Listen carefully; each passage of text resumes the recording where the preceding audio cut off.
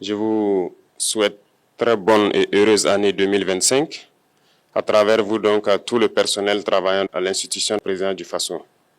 Je souhaite que 2025 soit une année pleine de santé pour vous, votre famille et vos proches, pour que vous puissiez donner le maximum de vous-même dans le travail pour le bonheur de notre peuple.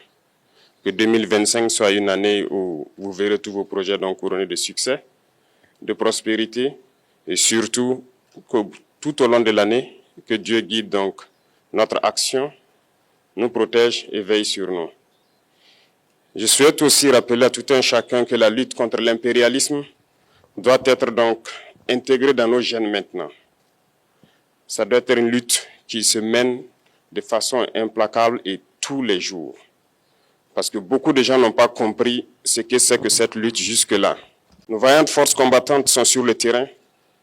Ils mènent le combat contre les valets manipulés, ces criminels qui écument nos campagnes tous les jours et tiennent bon pour amener la paix dans notre cher Faso.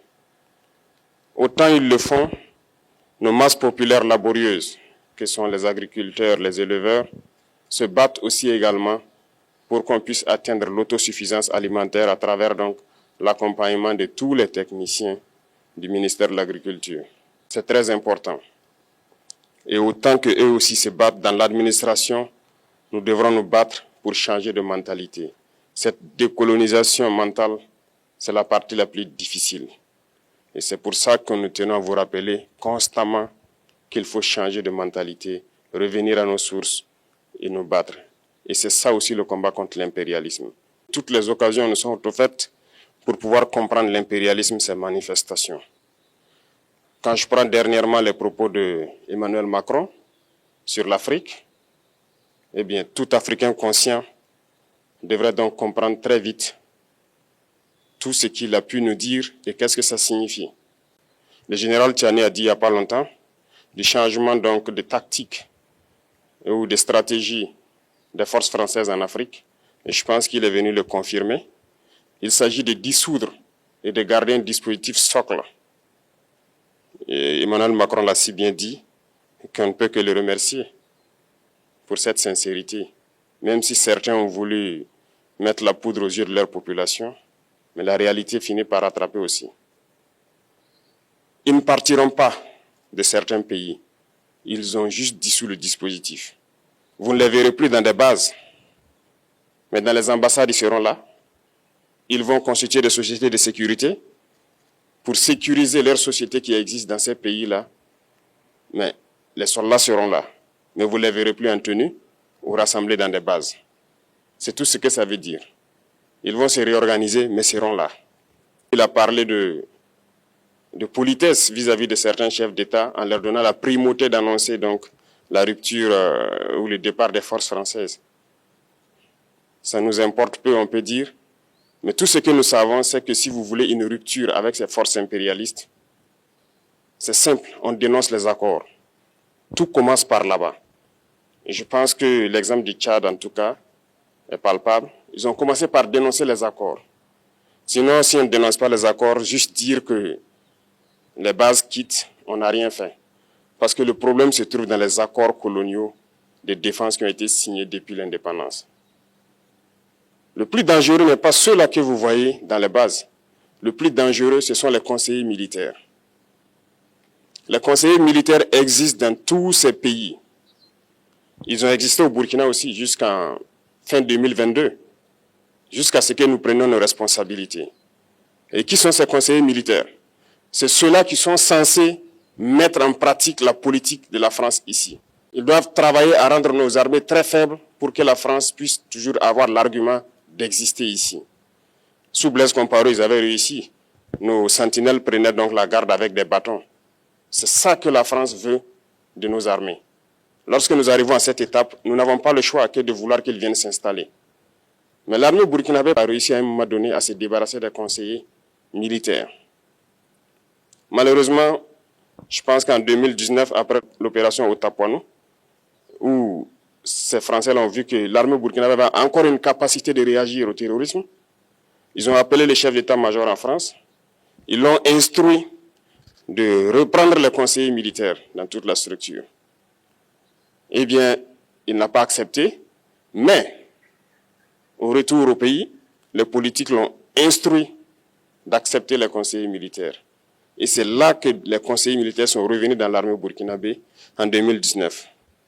Avec toutes les conséquences qu'on connaît, l'armée était en train de disparaître dans les années 2020-2021. Et d'ailleurs, c'est le moment où beaucoup de militaires ont dû déserter parce qu'il n'y avait plus d'espoir. On était en train de s'effondrer. Voilà un peu comment ils travaillent. À l'état-major général des armées, dans tous les états-majors d'armée, dans les écoles, c'est eux qui sont censés nous dicter la politique de notre armée. C'est eux qui nous disent combien recruter, quand recruter et qu'est-ce qu'il faut en faire.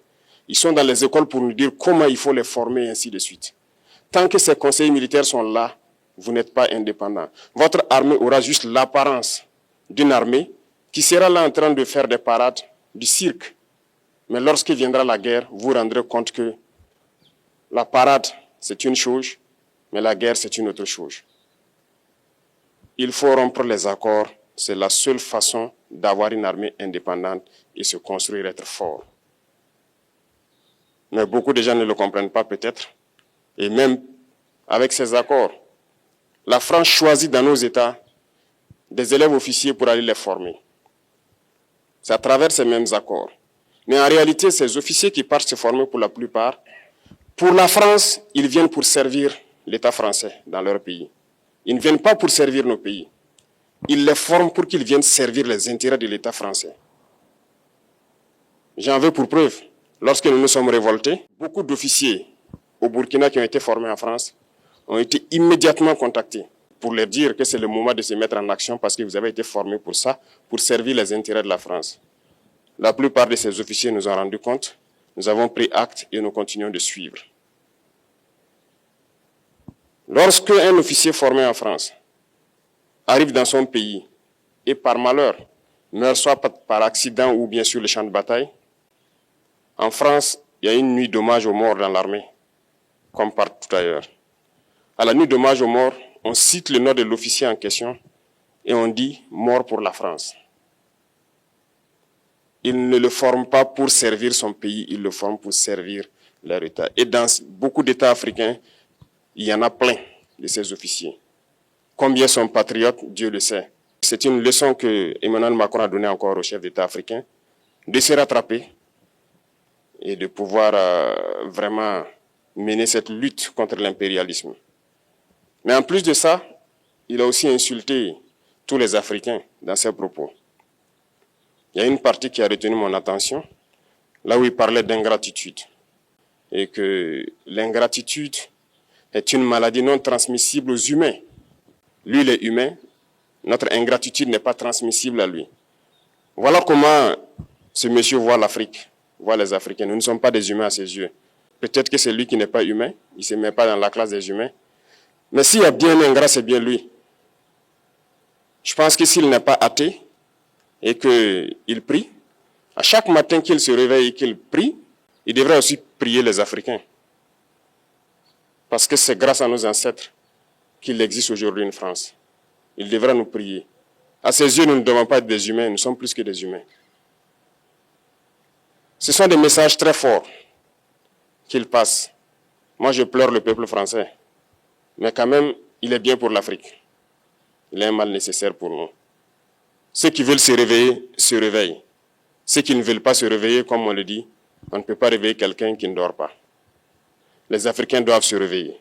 Nous devons travailler à être indépendants, à faire au moins ce que nos peuples connaissent le bonheur.